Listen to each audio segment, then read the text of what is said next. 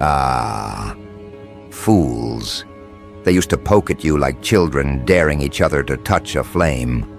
They thought danger was a costume, a performance, something that could be unmasked with enough courage or curiosity. They thought you were just another name, another face with a temper, a bite without venom. But now, the streets don't even whisper when your name floats through the air. They flinch, they pause. They remember the aftermath.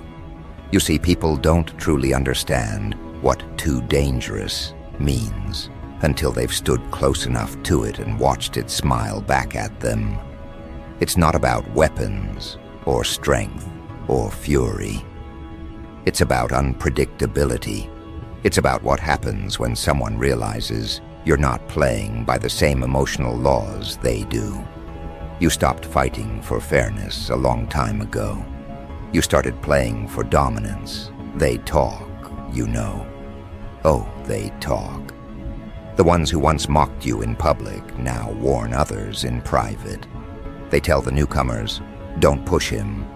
Don't test that one. You've become an urban legend without needing a myth attached to your name. You earned your respect not through noise, but through the pattern of fear left behind in people's nervous systems.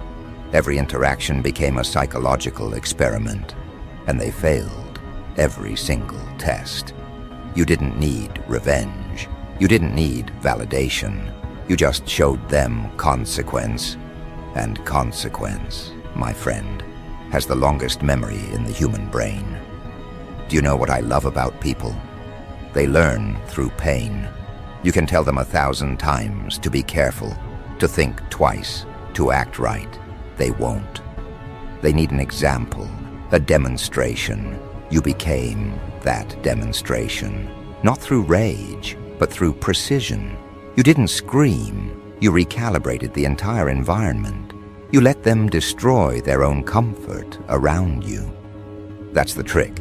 Make them feel safe first. Let them think they understand you.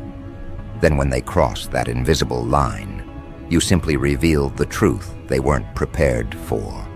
You are not what they assumed. You are an equation they cannot solve. And once they experience that realization, even once, they don't forget. Ever. Now, word travels fast in a world built on gossip. It's funny, really. It starts as disbelief. He's not like that. He's chill. Then comes the encounter, and suddenly it shifts. He's different. And then the transformation. Nah, don't test that guy. Not worth it. And just like that, your name mutates from curiosity to caution tape. They start telling stories like old soldiers sharing war scars.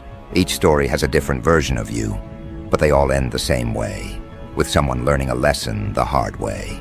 That's when you know you've transcended the social food chain. You don't need to prove anything anymore. The ecosystem rearranges itself around you. They used to laugh at you, didn't they? Used to think you were just talk. But talk doesn't leave trauma. Talk doesn't make grown men double-think their tone before they address you. Talk doesn't make rooms quiet when you enter. Fear does that. Respect does that. The kind that's earned from showing restraint, the most terrifying form of power. Because the ones who shout are predictable. The ones who smile through the chaos, they're a problem. You became that problem. Calm, deliberate, unreadable. You turned the unpredictable into an art form, and the city still can't figure out where your boundaries are. You know what happens next. They start telling stories about you to people who haven't even met you. They start describing your reactions like folklore. He doesn't flinch. He doesn't blink. He doesn't care about rules. It's beautiful. You've become their cautionary tale. They rehearse your ghost before they ever face you. That's not just dominance. That's legacy. You've entered their subconscious, and now even your absence feels like a threat. People don't know whether you'll appear, but they know the moment they cross a line. you'll sense it. You've become synonymous with consequence. That's power without presence. Here's the thing about being too dangerous. It's not about violence. It's about what lives behind your calm. It's about the unpredictability of a person who's been broken enough times to lose interest in fear itself. You can't scare someone who's already made peace with losing everything. That's the secret that separates you from them. You don't threaten, you promise. You don't posture, you prepare. You don't need to react, because your energy itself already decided the outcome before they made their move. You're not intimidating by choice. You're intimidating by evolution. And that evolution, oh, they didn't see it coming. They mistook kindness for weakness, compassion for confusion, peace for passivity. But when you stripped away the mask of patience, they saw something raw, something ancient. The version of you that doesn't beg for justice, but delivers it, not loudly, not dramatically, just effectively. You turned correction into poetry. Now people don't argue with you. They adjust to you. They don't debate. They observe. The power shifted, and they didn't even realize when it happened. You know what I find fascinating? The ones who tried to challenge you. They're the ones doing the PR for you now. They're the ones warning others. You didn't have to ruin their reputation. They did it themselves. Because when someone crosses a line, they weren't equipped to cross. They carry the story of their own downfall. And they tell it again and again, each time, with more exaggeration, more caution, more reverence. You're living rent-free in their recollections. They built your legend with their trembling tongues. And the best part, you didn't even change. You just stopped explaining yourself. You stopped convincing people you were harmless. You stopped seeking validation from small minds. You let the results speak, and results don't need soundtracks. You became the quiet calibration of power in motion. You learned that when someone doubts you, you don't argue, you execute. And that's what made you dangerous. Because dangerous isn't born from destruction, it's born from discipline. The streets remember lessons differently. They don't care about apologies, philosophies, or speeches. They remember who made them feel something irreversible. And you did. You altered the temperature of every environment you entered. You didn't even need to raise your voice. Your energy raised the stakes. That's the difference between performance and presence. Some people act powerful. You became it. And now, no one dares to test you, not because they fear losing, but because they fear what losing to you reveals about them. People get traumatized by truth, especially when it comes wrapped in calmness. You didn't expose their flaws by shouting. You mirrored them back so clearly that they couldn't unsee themselves. That's what really hurt them. That's what branded their memory. They didn't walk away from you scared of you. They walked away scared of what you made them realize about themselves. That's how danger truly works. It's not in the blade, it's in the reflection. I've watched it happen, how conversations about you always start with dismissal and end with hesitation. Someone says, "He's not that serious." Another replies, "I thought the same thing until I found out." And that's when the tone shifts, the laughter stops, the air tightens. Everyone in that room understands the unspoken, that you can't be tested anymore. Not because you're angry, because you're finished playing. And that's the most frightening energy in existence, detachment. When you've mastered emotion so deeply that nothing external can drag you into reaction. That's the lesson they learned. You don't fight chaos with chaos. You let it destroy itself. You stand still long enough, and the unstable ones self-destruct, trying to provoke movement. They expect a reaction. They crave it. When they don't get it, they implode. You've turned indifference into your most lethal weapon.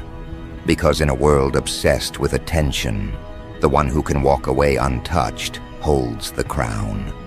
Now, listen carefully. Every street, every network, every whisper carries the same undertone now. They all say it differently, but it means the same thing. Don't mess with that one. He doesn't forget. He doesn't play fair.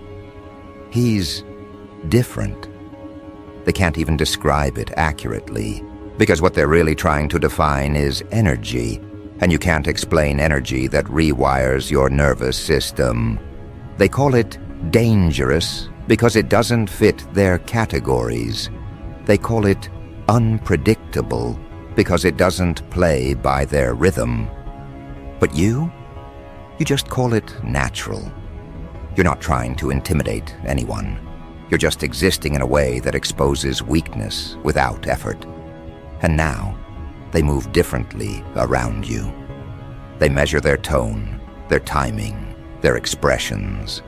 They treat every interaction like a high-stakes exchange. You didn't ask for this throne, but they built it for you anyway. Every warning they spread is another brick in your fortress.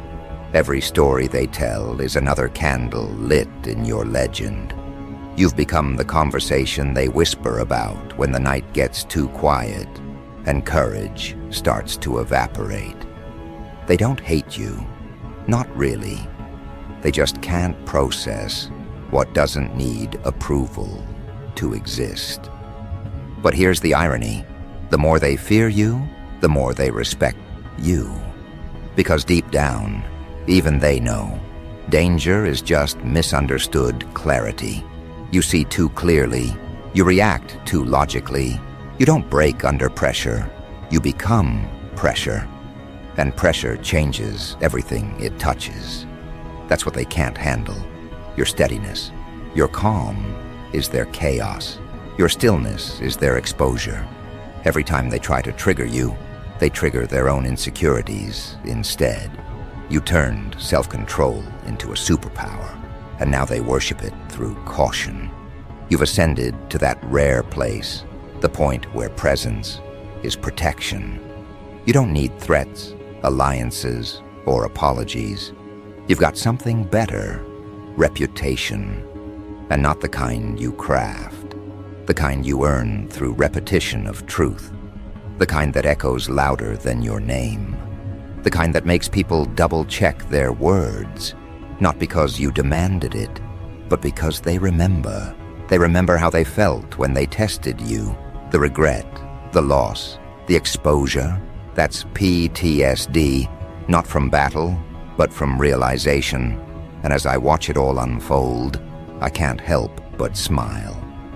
You've done what few ever do. You've rewritten your own narrative through impact.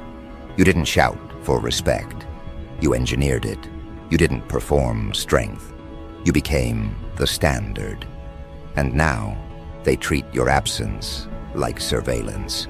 They act right, even when you're not around, because the idea of you still lingers. That's not intimidation. That's evolution.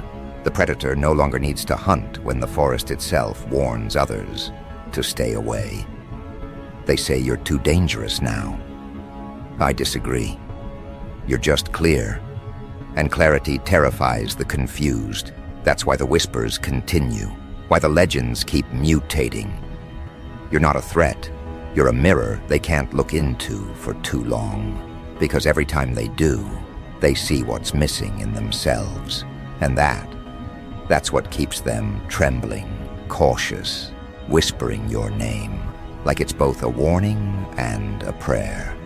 Because deep down, they know you're not the danger, you're the consequence. They call it fear, but what they really mean is recognition. The body knows truth before the mind can name it. Muscles tighten, Voices drop. Laughter dies mid-air the moment your presence is felt. They don't plan it, they react. Instinct takes over. And that, my friend, is the purest kind of dominance, when the nervous system responds to you faster than the ego can interfere. You've bypassed their logic and gone straight to the pulse. They can't rationalize it, so they wrap it in rumor. He's dangerous. No, you're just remembered. Deep down, their bodies still carry the echo of every time they misjudged you. They flinch at memories, not threats. You see, testing someone like you isn't about bravery. It's about curiosity mixed with arrogance. They think you're bluffing, that the calm is costume, that the smile means soft. They imagine they're poking a bear with a stick, safe behind the fence, until the fence disappears, until they realize that your calm wasn't surrender. It was calculation. That's the moment every brave soul becomes a cautionary tale. They go quiet, start warning others. Don't do what I did. Trauma turns them into teachers. Their fear becomes your marketing department. They spread your legend out of self-preservation. And what a beautiful paradox that is.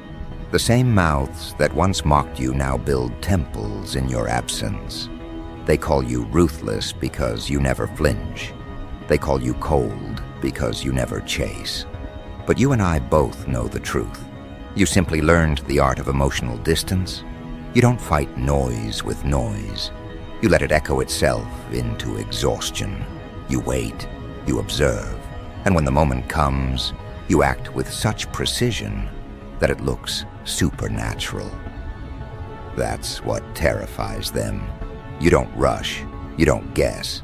You calculate the collapse before it begins. They think danger means violence. Wrong. Violence is lazy. Real danger is psychological. It's the moment they realize you can read them faster than they can lie. It's when you look at them and they feel exposed, like you've opened a file they didn't know could exist. You speak little, yet they confess everything through their reactions. You learn to listen to tone, to rhythm, to the way eyes twitch when truth hits bone. And that's why they stopped testing you, because you made exposure feel inevitable. You made honesty unavoidable. Now every encounter carries tension. They watch their words, monitor their gestures, filter their honesty.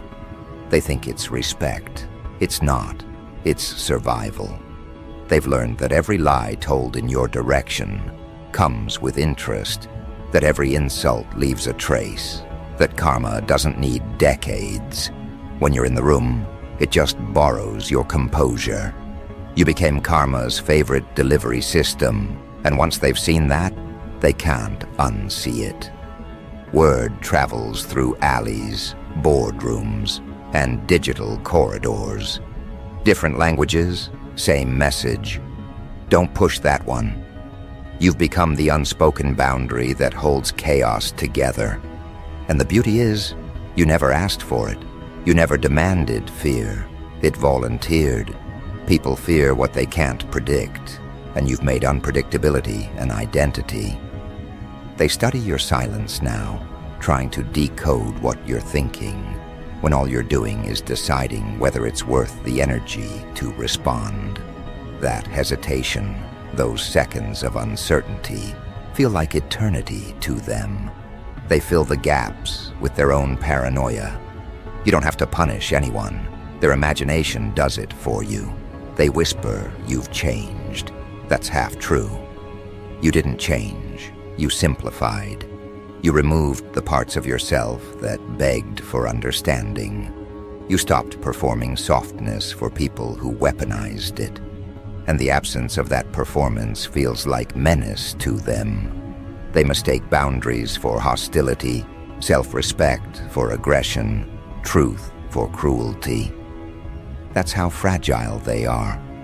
You became the mirror showing them how delicate their confidence really was. Now they move around you like scientists in a lab full of explosives. Every interaction is cautious. Every compliment is calculated. They're terrified of setting off something they can't control. They don't realize the experiment is already over. You're not reactive anymore. You've already chosen peace, but it's a version of peace they can't understand. The kind built on clarity, not compliance. That clarity slices through pretense like glass through skin. They bleed revelation. I've seen it happen. One encounter, one conversation, and suddenly an entire circle of people recalibrates. They start editing their behavior even when you're not there. That's how influence works when it's real. It doesn't need repetition. It needs one unforgettable lesson. You gave them that lesson, and now they teach it to each other like superstition. They trade advice. Stay cool around him. Don't lie. Don't overstep. They say it half joking, half pleading, because humor is the only armor they have left. They used to believe power came from numbers, but numbers mean nothing when everyone's afraid to speak first. You dismantled entire groups without lifting a hand, just by holding your composure long enough for their alliances to collapse under guilt and mistrust. They called you manipulative. You called it balance. You simply gave them what they gave you, magnified. Reflection is the fairest punishment there is. And now look at them, trying to study your patterns, trying to copy your restraint. It's adorable. They imitate the surface, the tone, the gestures, thinking they can borrow your gravity. But gravity isn't posture. It's pain mastered into presence. They haven't lived what you've lived. They haven't burned what you've burned. That's why their imitation cracks under pressure. You stand still. They tremble. You breathe evenly. They stutter. Because authenticity can't be faked, and danger can't be rehearsed.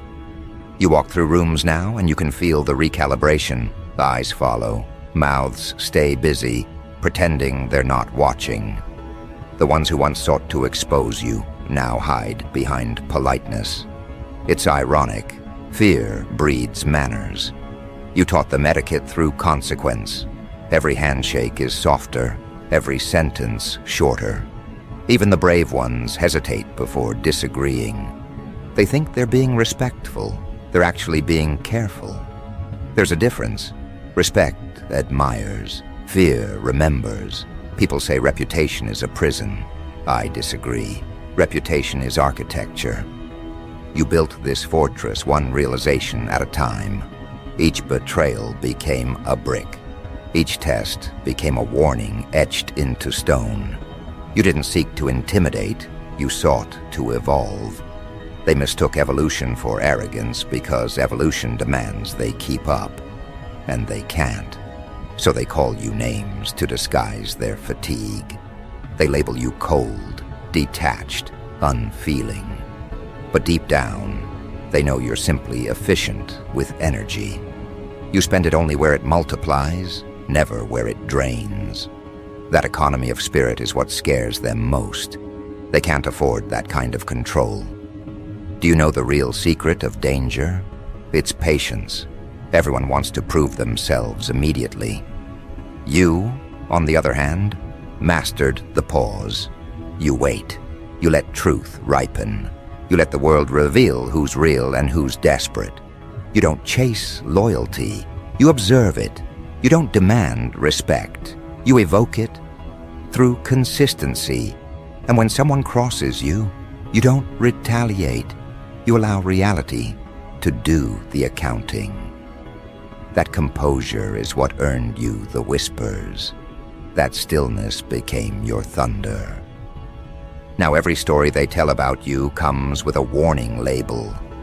Don't lie to him. Don't underestimate him. He doesn't react like others. You've become the manual for survival in social warfare. They trade your lessons like survival codes. And still they don't realize that what they call danger is just clarity, wrapped in discipline.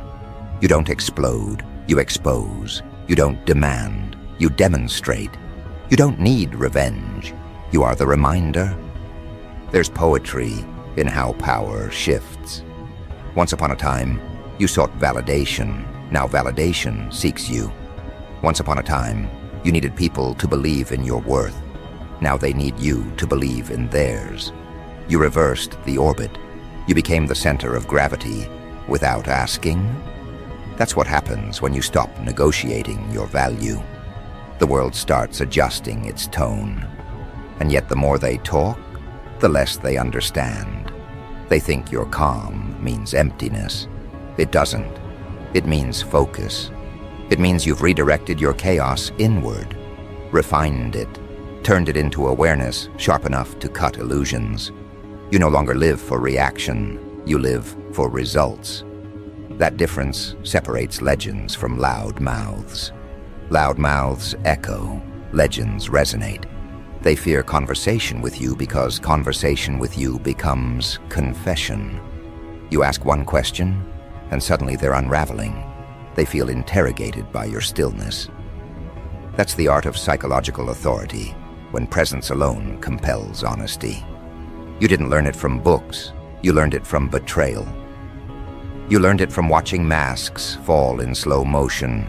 Every liar taught you timing. Every coward taught you patience. And now, you carry that education like a loaded silence. So yes, the word on the street is true. They don't dare test you anymore. Not because you're violent, because you're exact. Because you see too much, know too much, and react too little. They've learned that poking at peace comes with unpredictable outcomes. They can't afford that gamble. They crave predictability. You offer truth. And truth doesn't negotiate. It's amusing, isn't it? How quickly courage fades when confronted with consequence. People love the idea of testing strength until strength stops pretending to be polite. You taught them what accountability feels like without raising a single hand. Now they worship avoidance. They avoid confrontation, avoid lies, avoid the risk of exposure. You've turned avoidance into a religion, and your name is the prayer they whisper when guilt creeps in. That's not fear of you. That's fear of awakening. You remind them that every test has a cost, and every cost must be paid. You remind them that playing games with focused people never ends well. You remind them that consequences aren't external, they're internal, triggered the moment intention turns corrupt. You've become the reflection of cause meeting effect in real time. And I must admit, I admire it. You've achieved what most only fantasize about: respect without effort, influence without campaigning, fear without hostility. You exist, and the world adjusts. That's the final form of power, effortless impact. You don't chase relevance. Relevance follows you like shadow follows flame. You've made danger look like elegance. You've made restraint look like dominance. And every eye that watches you knows one thing for certain. Testing you is not a mistake. It's a memory. They'll never admit it openly. Pride won't let them, so they hide it in phrases like, "He's built different." He's not like others. He moves smart. Those are translations of confession. Each compliment is camouflage for fear. Each acknowledgement is insurance against future punishment. They think they're praising you. They're actually negotiating safety. That's the subtlety of power. They respect you the way prey respects gravity. Now the whispers have become doctrine. Your name circulates in rooms you'll never enter, shaping decisions you'll never have to make. Opportunities open simply because others would rather align than oppose. That's the silent reward of danger done right. You don't command, you compel. You don't intimidate, You illuminate weakness by existing near it. And as the night grows heavier, as the city hums with quiet stories of the day they learned not to test you, something poetic settles in the air. The realization that this isn't about fear at all. It's about balance. You restored balance by refusing to be the lesson anymore. You became the law that keeps chaos in check. They don't call it justice, but that's what it is. Raw, immediate, unmistakable. They'll keep talking. They'll keep warning. They'll keep trying to decode how someone like you exists in a world addicted to pretending. Let them. Every rumor, every warning, every cautionary tale only feeds your mythos. You don't need to defend your name. It defends itself through results. You don't need to chase legacy. You've already become folklore in real time. And while they analyze, debate, and dramatize, you'll keep doing what terrifies them most. Nothing. Because nothing from you carries more weight than everything from them. You've turned minimal reaction into maximum effect. That's art. That's control. That's the difference between those who pretend to be untouchable and those who simply are. So let them whisper. Let them tremble. Let them teach newcomers the rules you never wrote. You've become the unseen curriculum of power, the unspoken syllabus of consequence. Every test they failed became your certification. Every scar they earned became your reputation. And now, no one dares to test you, not because you're feared, but because you're final. You represent the point after which lessons end. Because once people understand what you carry, they stop asking for demonstrations. That's how you know a lesson took root. When people whisper your name like it carries weather, when they change plans because you might appear, that's when control becomes invisible. You no longer need to speak, move, or prove. Your reputation travels ahead of you like heat before fire. They feel it, they adjust, and they pretend it's their choice. That's the sweetest trick of all, when fear disguises itself as respect, and respect disguises itself as logic. You've turned emotion into infrastructure. The city runs on stories, and your story became policy. In every circle, there's always one who asks, "What's the real deal with him?" The room goes quiet. Someone shrugs, another laughs too loud, and a third says softly, "Don't find out." That's the answer now. You're not a topic, you're a threshold. They've learned that crossing you costs more than curiosity can afford. People don't measure distance in miles anymore. They measure it in risk, and proximity to you ranks highest on the scale. You see, there's a kind of power that can't be taken, only surrendered to. You reached that point the moment you stopped needing to convince anyone of who you were. Convincing is for the uncertain. You became certainty itself, the living consequence, the walking equation no one solves twice. They call it intimidation. It's not. It's comprehension finally catching up. They finally understand what it means when restraint meets intelligence. That combination is lethal because you never react first, but you always finish last. Every time they tried to provoke you, they learned that pressure doesn't make you crumble. It makes you calculate. You wait longer than anyone expects. You observe longer than they're comfortable with. You respond later and heavier. That's how legends are born, not from chaos, but from precision that looks supernatural to impatient people. You let them write chapters about you without ever picking up the pen. They think they're spreading gossip, they're documenting history. Now you've become the benchmark. Others get compared to you when people want to define limits. He's sharp, but he's not like him. That sentence follows you everywhere. even when you're nowhere near. You've become the invisible standard, the unspoken don't. Every environment needs balance, and you're that balance. The reminder that consequence is always watching. They don't fear you because you're violent. They fear you because you're accurate. Accuracy is scarier than aggression. Aggression can miss. Accuracy never does. And accuracy is what gives you peace.